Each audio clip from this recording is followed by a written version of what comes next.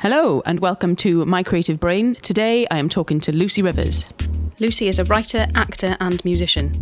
She's written, composed and performed in many theatre projects, including many through her own company, Gagglebabble. Her show, Sinners Club, won Best Sound and Music at the Wales Theatre Awards in 2018. We're going to have a chat about creativity and well-being, and there's going to be an activity for you to try at the end. Lucy Rivers, hello. Hello. How's it going?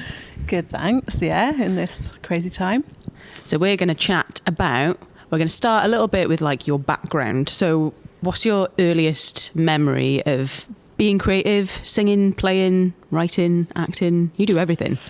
Well, I think I've always enjoyed singing, and I came from, I guess, quite. My mum is a theatre designer, and my dad's an actor at the time.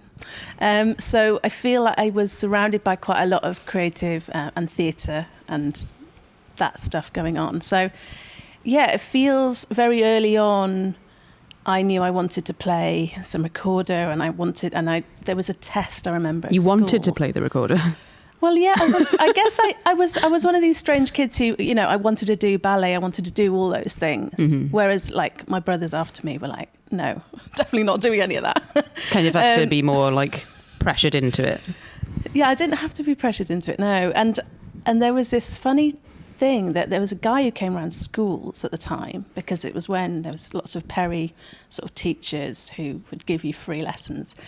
And it was almost like this person from the council chose what instrument I played. I remember that. Do you remember that vibe? Yeah. Where it basically did an oral test and heard that my ear was really good, because you can just sing back all the notes on the piano, whatever. And he went, right, violin then. Yeah, you're not going to be choosing the violin if you can't pitch the notes. No, you're not. So I remember thinking that was the decision made, and from like 6 or 7 I was playing violin. Mm-hmm. But I do remember when I think of a time, which is quite funny, is I used to think in break times with my friends, create little shows. Yeah. And that kind of carried on. And I'm only basically doing that now. I'm trying to get paid for it. That's your career. That is my career. So I really remember, like, my favourite book in nursery. This must have been nursery or primary. Must have been about 6 or something, 5 or 6. And I remember I loved Plop, the owl who was afraid of the dark, which you wouldn't remember because you're a lot younger than me.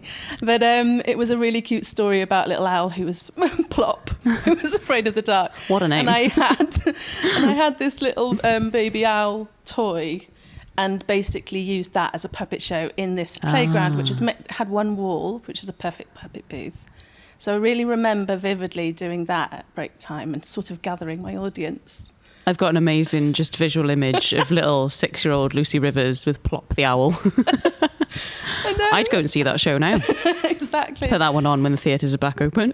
Yeah. I mean, it is a good story. Mm-hmm. It's a good story. So from that point, when you were quite little, when did you actually start thinking of yourself as like an artist? I still don't call myself an artist. Oh. It's weird though, isn't it, to go, oh yeah, I'm an artist. Mm-hmm. It just sounds slightly... You did just say darling though, so you definitely are. I know, because basically I'm taking the of the artiste. I think, having said that, I absolutely see other people, and I now employ other artists, So I think it's a really good word to use. But I would probably describe myself more as, whatever I'm doing at the moment, I'm composing music for theatre. So you've got to be more specific about it. A bit more specific, yeah. Particularly if you can't say to a cabbie driver, oh, I'm an artist. Oh, no, never say that. They'll go, obviously, yeah, but they'll also think visual artist. But I'm not picking on cab drivers, actually. Anyone really usually thinks visual, I have a feeling. And I guess for a long time, you do feel awkward about saying what you do. I've been doing this straight away from uni, but I haven't. Took a long time for me to go, yes, for a start, it was, yes, I'm an actor, because that was what I was doing. And then I started being, composer as well. But you can't go, yeah, I'm a composer. Yeah. Because again, that's just such a massive thing to say. It's more like when somebody else says it and then you feel like, oh, I guess I am then. Yeah, I think, bullying yourself is probably a good thing, but it is a really hard thing. I think it is a useful thing. Like if you could do it, like as soon as you start, making, I've got visual art in my head, but like as soon as you start making visual art, just say, yeah, I'm an artist. Because it's about your identity, isn't it? Yeah, I think, and I think it's just tricky. Maybe, because I do lots of different things, I wear a few hats, because sometimes I'm a musician, sometimes... I tell you when I thought, I'm an artist, is when you go to festivals, because they give you the wristband and the lanyard. Or the lanyards. Yeah. So the festivals are brilliant for making you go, oh yeah, I'm an artist, and I can go in the artist tent. But I think people who work in theatre probably don't use that term so much. Yeah. Enough. Yeah.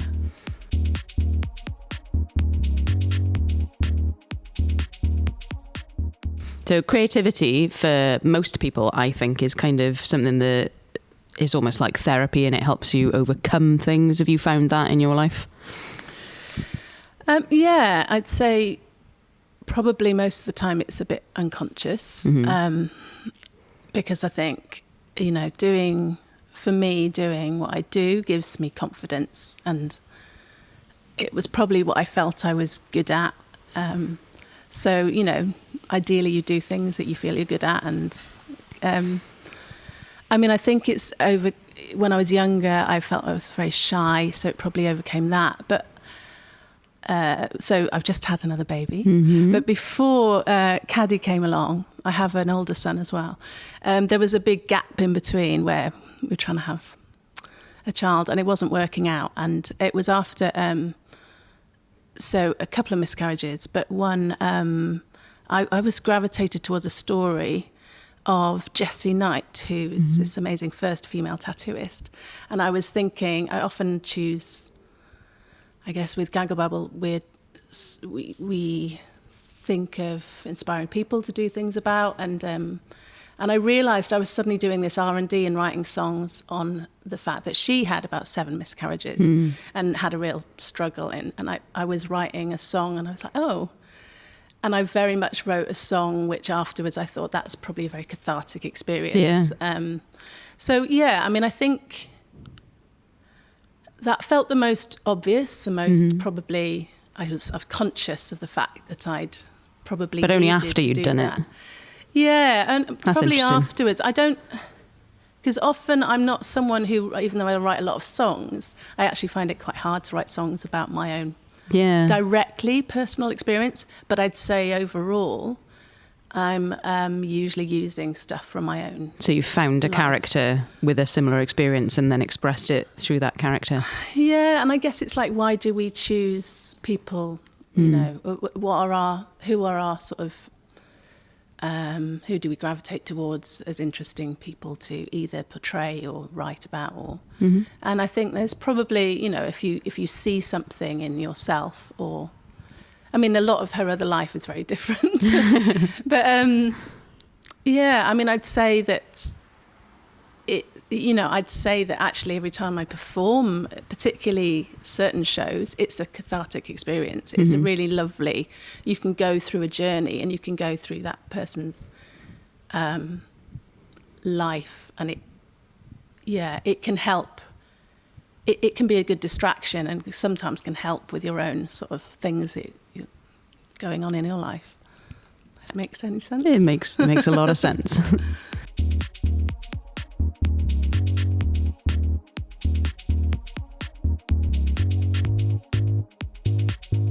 So how do things like performing, writing, how do they relate to well-being for you? I'd say it's really important to my well-being to be able to do creative things. I've always felt really lucky, I don't know about you, but just playing instruments and singing, because it feels like it's a world you can go to, which isn't just a vocal speaking world, it's a whole other language. So I definitely can escape when I get time into that 2 young children into that world, and that feels like a good, lovely thing to access. I must admit, I'm not the most disciplined person, so often when I'm, say, writing songs or when I'm writing anything or creating, it's often linked to work. Let's be honest. I'll be honest with myself. And sometimes I think, my God, if I didn't have gigs coming up, then would I be practicing? I've never been. I think I'm the same. Practicing. Like if there's a deadline for something, it's so much easier to do it when it's just kind of like, here's the big open thing of just like all the opportunities, all the options, just everything. You're a bit like, oh, yeah, it's a bit much, isn't it? Yeah. And I think also I'm quite bad at prioritizing. I mean, wellness as a whole, my wellness, like even though I completely agree with getting massages, looking after your mental health, probably the most I do is just go out and walk, or I did do a bit of stint of running. Running. But I didn't do that for very long, and that was only because someone else was getting me into it. So I'm probably not great at thinking like that. But creativity is one I would prioritise. Yeah. Like I've never been to the gym. Yeah. But, and I think my diet's fairly good. But I'm definitely still drinking way too much, but that's lockdown. Yeah. Well, I wanted to speak to you about lockdown. So creatively, obviously, have you been able to work towards shows, or what have you been doing creatively in pandemic times? Yeah, pandemic. Well, it was a strange one because I had Caddy, my baby, at 17th of March. So that was just before official lockdown. Is that St. Patrick's Day? Yeah, it is. Yeah. Caddy rhymes with Paddy. Anyway, carry on. Yeah, I know. And she's an O'Connor. Oh. So I think if she went Caddy O'Connor, she's going to be famous with that name. Well, she's going to be celebrated in Ireland. Big in Ireland. She'd have a good birthday in Ireland. That sort of dominated the first lockdown. But I was very itchy feet to get back to doing creative stuff. Yeah. And as I already described, that kind of meant that I had to find some money to try and do that creative stuff because I can't justify just spending hours without getting paid. Yeah. So I did amazingly. Gagglebabble, our company, applied for some stabilisation grants, and we got some. And part of that was to do a project I've been meaning to do for a long time, which was called Borderlands. Oh yeah. And that is really an idea of me finding stories and characters, along the border. Wales border and England border. So I managed to do this project with a filmmaker, which was brilliant. Met lots of artists along the route and some locals. Did you go all the way up the border? Nearly. I mean, it was kind of in that magic time of the summer. We started doing walks from like August through to October, and then it stopped. So we went as far as Llangollen, but started at the bottom. It was, so that was a mixture of me basically commissioning other artists to create stuff, but also I did a bit of my own and making some films. I've also had one project, even though a lot of my work was cancelled, I've had one project that's carried on, which is really good because it's been really nice to have that on the back burner. And we did a workshop. It's a musical called Gin Craze, which is opening at Northampton Royal and Derngate. And it's been delayed. Awesome. Yeah, so that's really cool. And that's been going on for 2.5 years or whatever, but it's coming to a head, and that's been good to have because it's been very depressing otherwise. I was going to say, like, in terms of having work cancelled or having to hold projects off, how have you found it sort of mentally dealing with all that kind of stuff? I mean, initially I don't know about you, but in the spring, summer, the year before I'd been doing a big tour around the UK with Kneehigh. So you're just literally, you keep flashing back to the year before. I don't know about you, but, and that keeps happening all through the year. Yeah. Oh, God, well, this time last year I was doing a tour here, or I was performing this.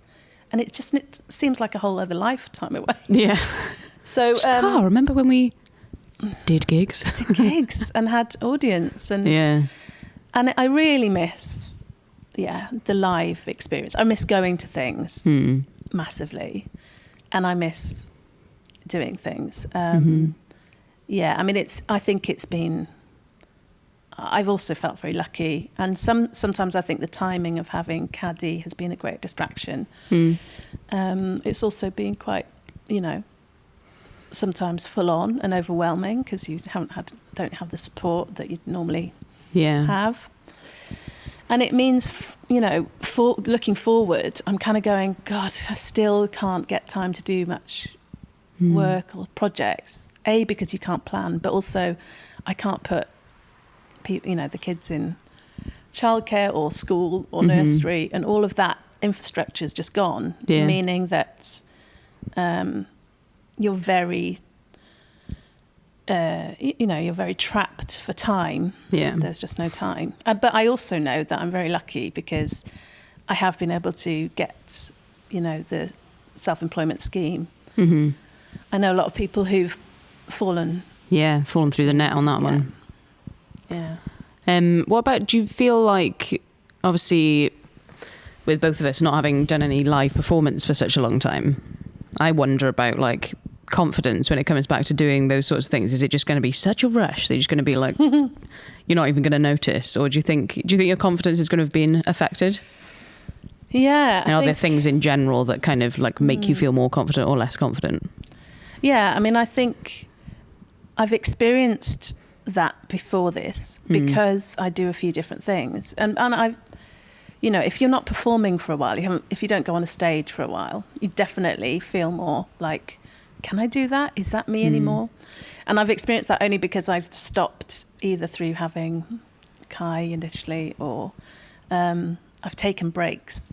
And it is a really good thing to remember that you've got to get back on. You've got to get back on that horse before too long. Otherwise, it can spiral into sort of too unconfident. So I kind of feel like if you put the projects there, then it will happen again. Yeah. I think definitely my confidence, your confidence is knocked. And I think generally confidence is knocked because you go... we're trying to plan with Gagglebabble, when do we bring back a show? And we were thinking, we could do the bloody ballad. We could bring that back and do it more socially distanced and outside and like a drive-in or whatever. But more and more, that idea's just been pushed back, knocked because it feels impossible. It feels very expensive. All those sort of things that normally your drive of, yes, this can happen, kind of slightly gets eaten away. And then you go, I don't know if this can happen. This is really hard to plan. So there's confidence in just going for project, just going for it. Seems to be an overarching theme with a lot of creative people I talk to. Just going for it is a major thing. And I think if anyone's going to be able to put on an amazing socially distant theatre show, it's Lucy Rivers. Trust me. Oh, thanks. Oh, God. It just seems crazy, doesn't it, that we haven't... I don't know. I feel like there's been more we could have done, but we haven't been allowed to. Yeah.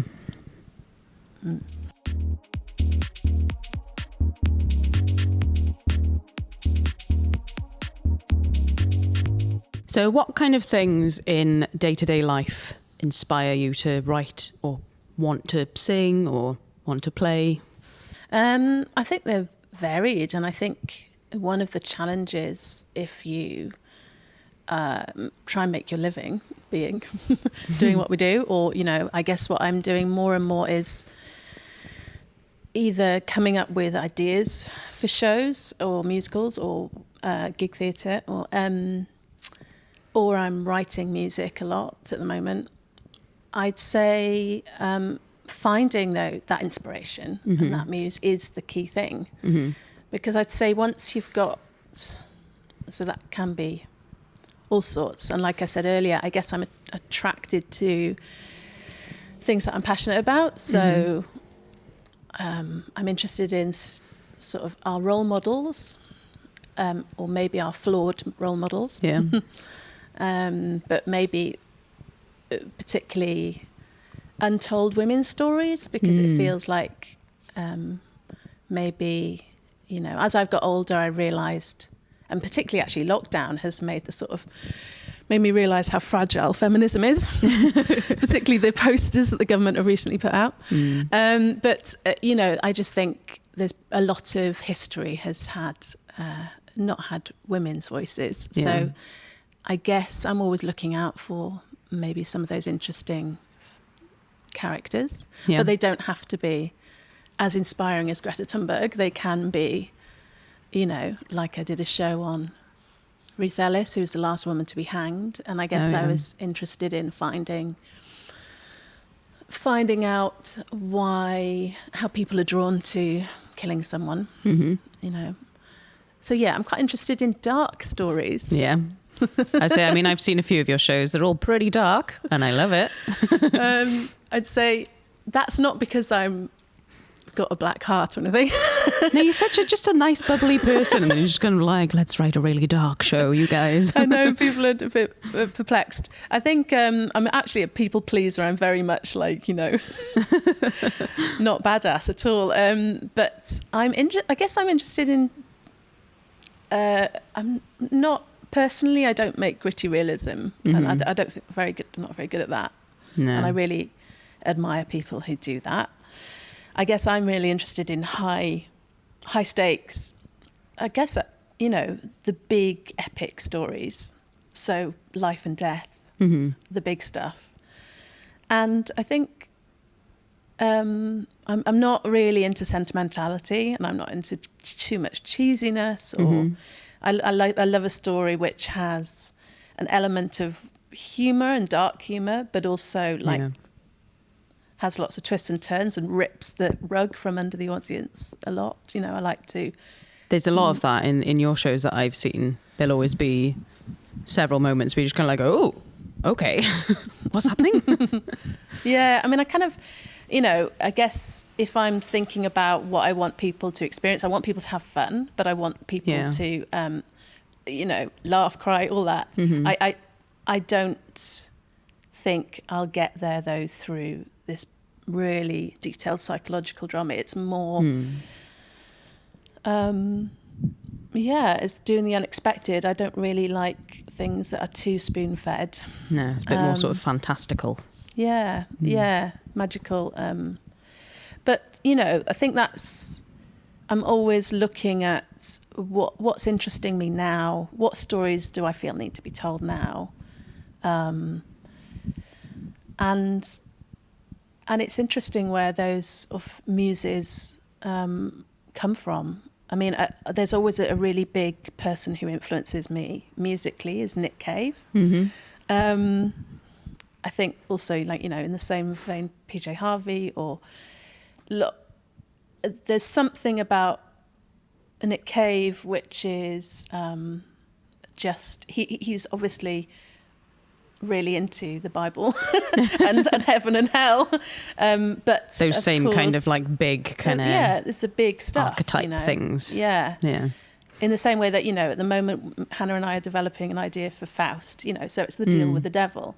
But it's not that you always keep it in that kind of old world. You can bring it very much to, you know, who's making deals with the devil now? Yeah. Is it Cummings? Is it, you know, all those people? So it's interesting. I guess it's a developing thing, though, where the muse comes from. And sometimes I love writing with someone in mind, because they can be inspiring, or a band in mind. And so there's a lot of people who kind of, they would look at you and think, oh, she's so creative, but unfortunately I'm not a creative person. What would you say to those people, or people who claim that just like, oh no, I can't sing, I can't do those things, I'm not creative? What would you say to them? I think everyone has, creativity in them. I think we know that because children they play in this sort of imaginary world very fluidly. They go between reality and sort of fantasy. Yeah. And it's sort of seamless where they go in between, and that's beautiful. And again, I've been trying to do that as I get older. Yeah. It's fun doing that, thinking outside of, it's escapism. Yeah. So I'd say anyone can. I think there's a difference between if you've got an innate talent for something or whether you can be creative. Anyone can join a choir and get a lot out of it if that's something they want to do. And I don't believe that. I think singing is something, it's a muscle, so you can learn to get better at it. You can learn to get better in pitch, even if you start really finding it hard. But and it's such a unique instrument as well. Yeah. I think some people think they've got to sound like a specific person, and then because they don't, they're like, oh, well, I can't sing then. It's like, no, you just sing differently to that person. Yeah, and also it's like, you shouldn't, I don't think, even like personally, I get crippled if I compare myself to great playwrights or something. So I don't do a lot of writing. A lot of my work is more, at the moment, composing. But when I do write, I go, oh God, why am I doing this to myself? I'm crap at this, I'm not like this person and this person. They're brilliant. So I just think even the people doing it professionally, the only difference between them and normal people is that they are literally trying to do it. Yeah. And know how hard it is. That's really interesting. The only difference is that we're trying to do it. Yeah, and hopefully we get better at it. You know, hopefully we, that's I think my songwriting is a muscle I've exercised, and now I feel like definitely I can get. I still compare myself and go, oh shit, but you can now go there, and I know something will come out, and then you hope it'll be good. Yeah. But yeah, I think it's really sad though that some people, like I have a lot of people who go, God, I can't sing. A voice is such a personal thing. And luckily I've always had that thing of, no, my voice is how I express myself. So even if it's not singing, even if it's visual art or dance movement or whatever it is, I think it's a really good outlet for people. And if you feel like writer's block, or you just kind of have a day where you're just like, I do not know what to do with myself, do you have sort of ways that you overcome that, or is it just like a constant experiment? Yeah, well, I'm not. I've got friends. Again, I'll compare myself to them. Showing off. I've got friends. But no, writer friends, or people who have a really strict routine. They work from this time to this time, and that makes a lot of sense because, of course, writing from home a lot of the time, you have to have self-discipline. Yeah, and I'm not a brilliant person at that. Quite often I'll procrastinate until it's evening and everyone's in bed, and I'll often write from like 10 p.m. till 3 till 2 or something. That's the witching hour seems like a good time for your kind of and I don't style. know if it's it's quite romantic to go, oh yeah, that's just because that's when I'm most creative. It's actually when I've probably stopped procrastinating and I've got some focused time. If I'm finding a block, so I think a deadline's really good because sometimes you haven't got the excuse of going, oh yeah, I just haven't got the muse, I haven't got the inspiration. Sometimes you just got to write it and then make it better later. Yeah.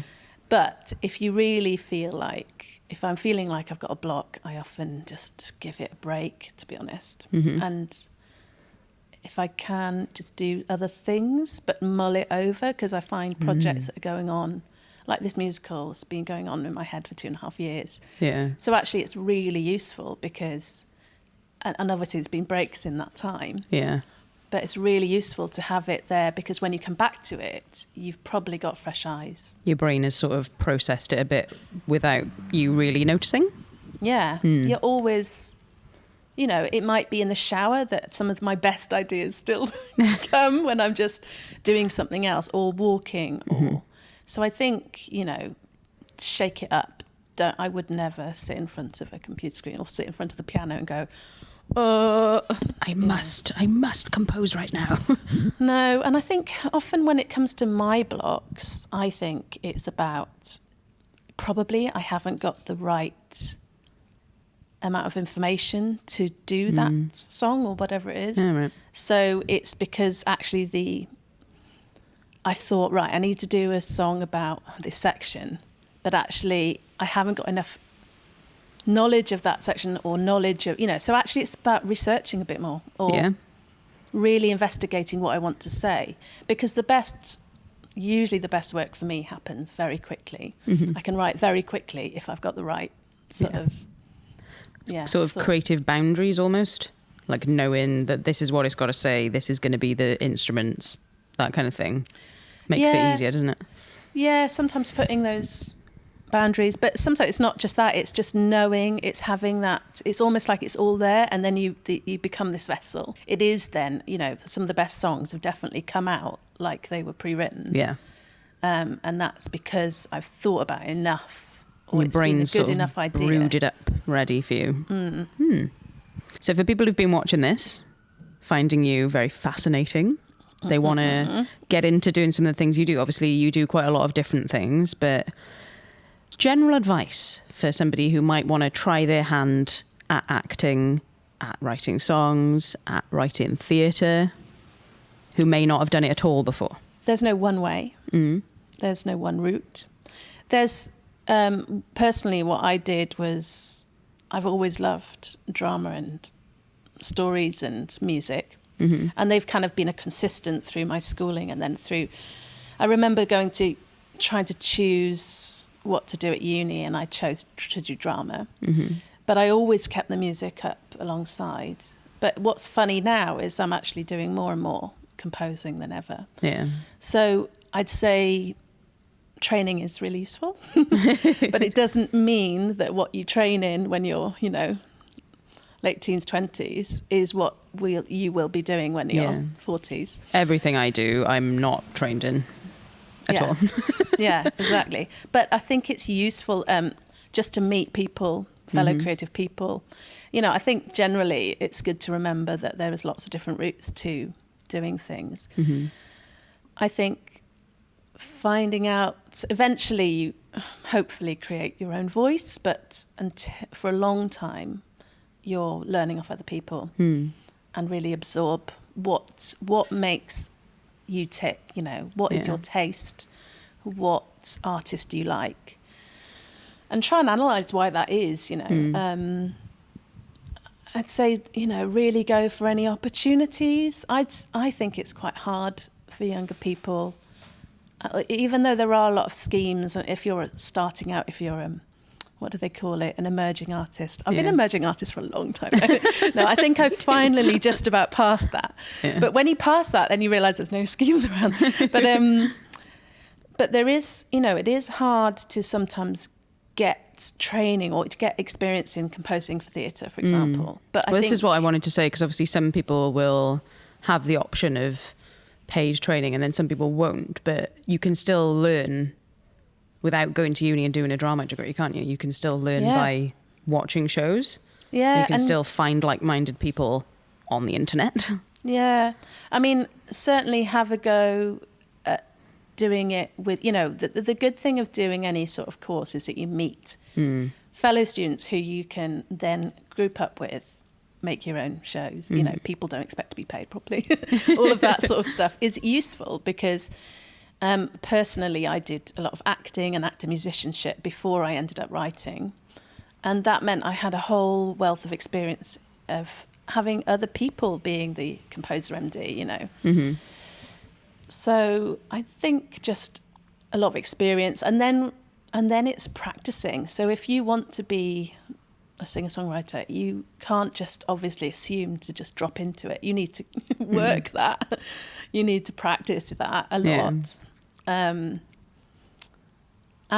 think be bold. When I think of how I set up Gagglebabble with Hannah McPake, it was because we'd done for a while, we'd worked on other shows, and I think we got to a point where we're like, God, we want to do our own thing now. And I felt very much like I was actually in the doldrums artistically and career-wise. It was sort of going down because my age I couldn't be cast as the young leads anymore. It was all like, oh, where am I in my casting bracket? And interestingly, that there must be a weird day when you change casting bracket. Yeah, it is. And also what's interesting is a lot of theatre doesn't have interesting women who aren't just either young heroines or old witches. So it was, I think what was good about that decision was taking control and also going for funding. Just do it, write to people who you admire, ask if you can shadow them, ask if you can have experience. Loads and loads of good advice I'm remembering all this in my head for myself. Learn stuff, meet people, be bold, find your voice, practice. There's loads of good things there that can be applied to anything really. And in terms of meeting like-minded people, we have got a Facebook group for My Creative Brain, so that might be a good place to meet up with some other people that you could create a project with, get involved, just talk to, share ideas. Yeah, I mean, I don't feel I've said enough about how my collaborations are really key to what I do. I do write on my own, but also I find I often write with people as well, and that's really key. That helps the blockage.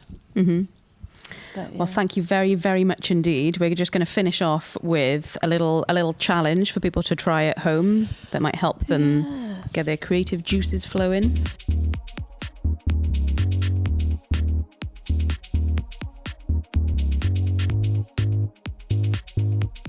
Okay, so Lucy, we've got your challenge now that people at home can try. Can you explain to us what your challenge is? Yes. So the challenge I've thought about is, it's called Morning Pages, but it's basically free writing every day. Literally just writing stream of consciousness.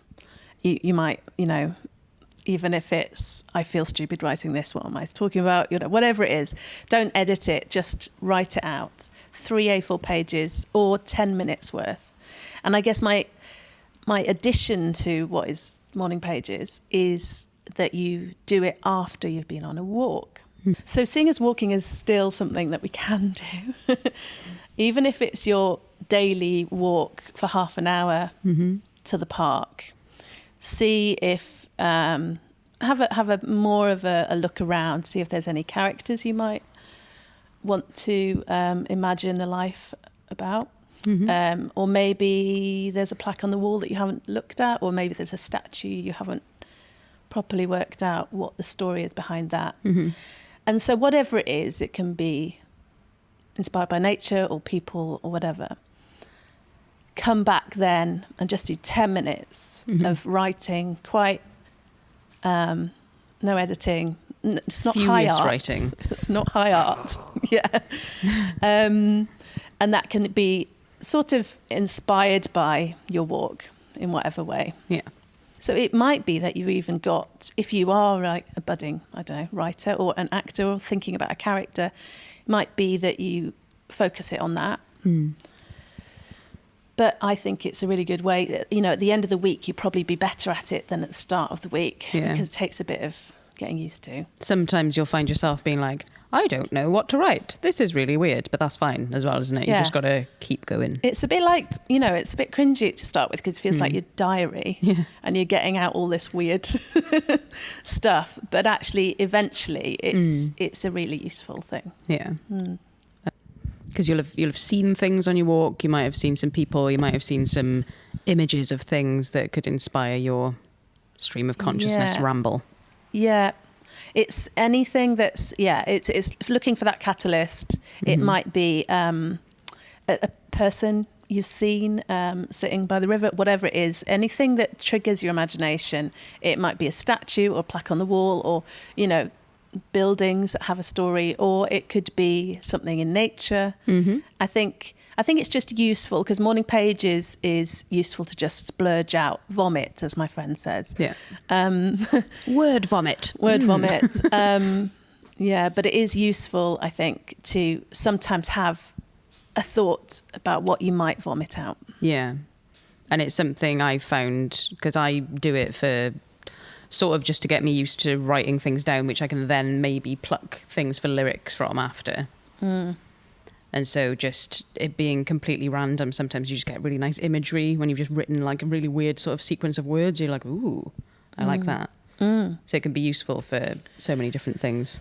Yeah, it can. I think that if you want to turn it into a poem, a song, it can be the basis of any of that stuff. It's like material, isn't it? Yeah. So that you can use then for something else. You would never expect to write out like a fully fledged poem. No. But you might look through it after and be like, I like that phrase. Let's make that into a poem. Yeah. Nice. Thank you very much. A pleasure. Thank you for asking me. Lucy Rivers is going to be joining us for a Zoom chat. So if you've tried out the morning pages, or if you've got some songs you've worked on, some show ideas, anything that you'd like to ask for her feedback on, make sure you join us in that Zoom session. The details are in the description.